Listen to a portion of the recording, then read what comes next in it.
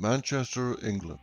Population 2.5 million. This friendly working-class city is crisscrossed with barge canals, lakes, rivers and ponds.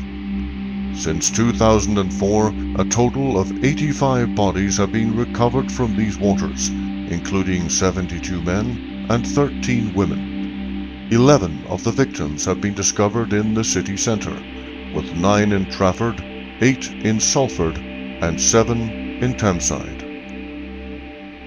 From January 2015 to the time this video was made, just 15 months later, 24 deaths have occurred, with nearly 1/3 remaining unexplained. If the rumours circulating Manchester are to be believed, a serial killer nicknamed the Pusher is said to stalk the lonely canal paths at night. However, the Greater Manchester Police have rejected the serial killer theory, claiming that their best detectives have carefully reviewed every drowning death, but have not found any evidence of foul play in any of them, except for a few robberies that resulted in the drowning deaths of the victims. But many other cases deserve a closer look. In February 2010, Canadian tourist Anthony Muse, aged 53, was found in the Manchester Ship Canal with a puncture wound to his chest. Police stated that very little was known about his final movements, and his death was treated as unexplained. Chris Brainey, aged 22, was discovered in the same stretch of water 10 days after going missing in June 2012, and an inquest recorded an open verdict. The following January, the body of local student Suvik Pal was pulled from the Bridgewater Canal after he disappeared on New Year's Eve. He was seen walking away from a club with another man who was never traced, and yet another open verdict was recorded. But could a modern-day serial killer really be roaming the city's canals? Or is it mere hysteria whipped up by the media? Those who frequent Canal Street, the hub of the city's gay district, known for its many bars and clubs, are concerned that a serial killer may be on the loose, targeting gay men, particularly along the dark and more remote parts of the canal system. Serial killers tend to pick on 5 main groups: gay men, sex trade workers, the elderly, immigrants, and the homeless. Essentially, they target those who inhabit secluded areas. Those who are intoxicated or high on drugs make easy targets, making Canal Street and its surrounding canal paths an ideal location for predators. Out of all the victims so far, 48 were so badly decayed they were unidentifiable, and all of them are male. If a section of road was so dangerous that one person was being killed every month, it would be declared a dangerous area with increased police patrols. Yet the high number of deaths in Manchester's canal system has not been treated the same way.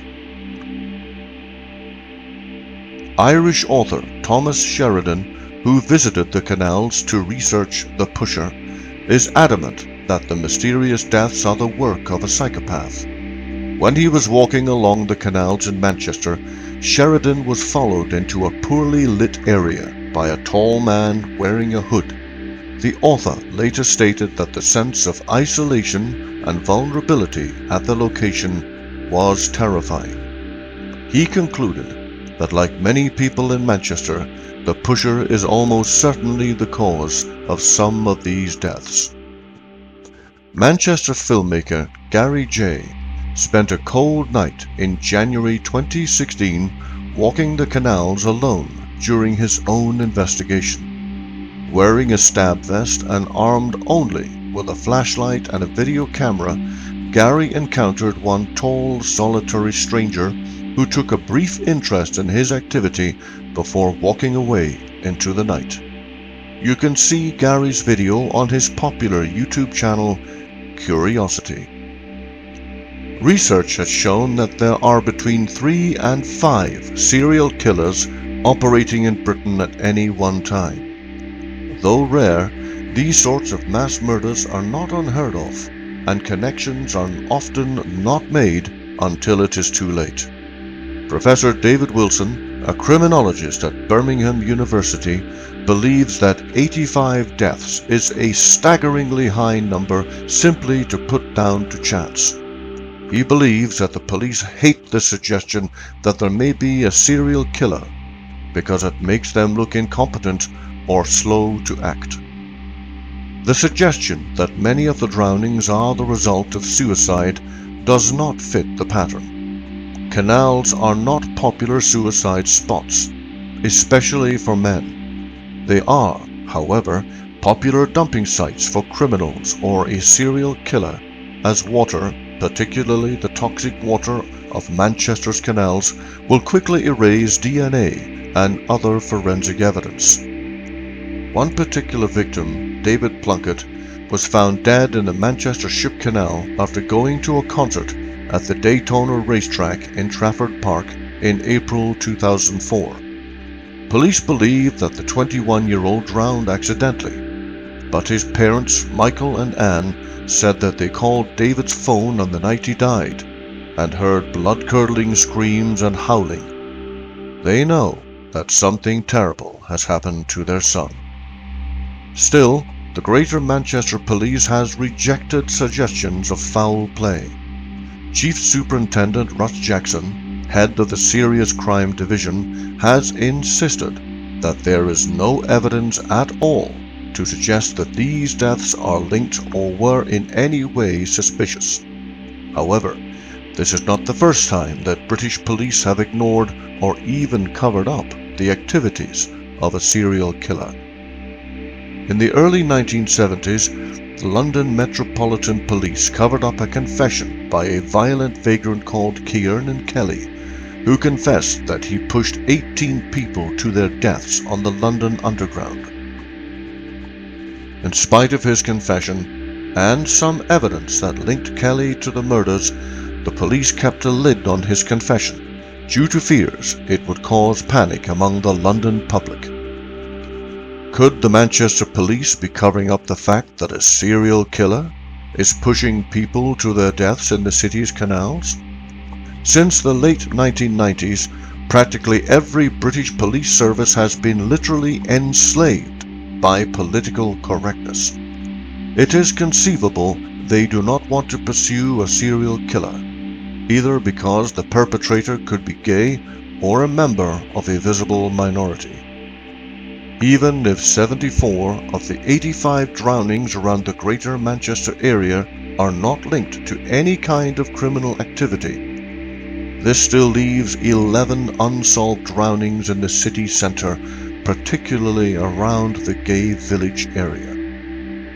The fact that most victims appear to be young men, with many found at the heart of Manchester's Canal Street, has led many to think that the city is being hit by a psychopath targeting gay men. In 1993, the British police eventually arrested Colin Ireland, dubbed the Gay Slayer, who murdered 5 gay men before his capture. Yet the police did not link all 5 deaths quickly enough, in spite of strong similarities found at each crime scene, and the fact that the victims all frequented the same gay pub in West London. In my opinion, the police could have saved more lives had they arrested Colin Ireland sooner. In January 2016, a Channel 4 documentary was aired on British television concerning the canal deaths. The documentary featured retired Detective Chief Superintendent Tony Blockley, formerly of the Greater Manchester Police, as he investigated some of the drownings. But he too concluded that there was no evidence for a serial killer. I respectfully disagree. So what do you think is happening to the canal victims in Manchester? Leave your comments below, and if you subscribe to my channel, I will be happy to subscribe to yours. Until then, this is the PI Guy saying thank you for watching, and I will return soon with another case.